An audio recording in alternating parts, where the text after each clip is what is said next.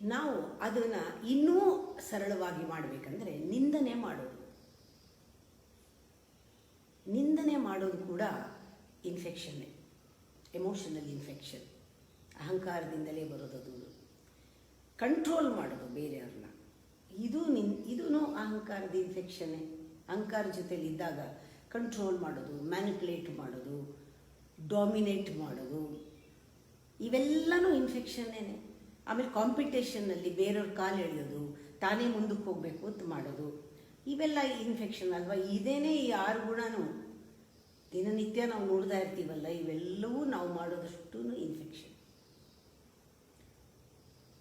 ಹೇಗೆ ಈ ಇನ್ಫೆಕ್ಷನ್ನಿಂದ ಹೊರಗೆ ಬರೋದು? ಡಿಸ್ಟೆನ್ಸ್ ಮೇಂಟೈನ್ ಮಾಡಬೇಕು.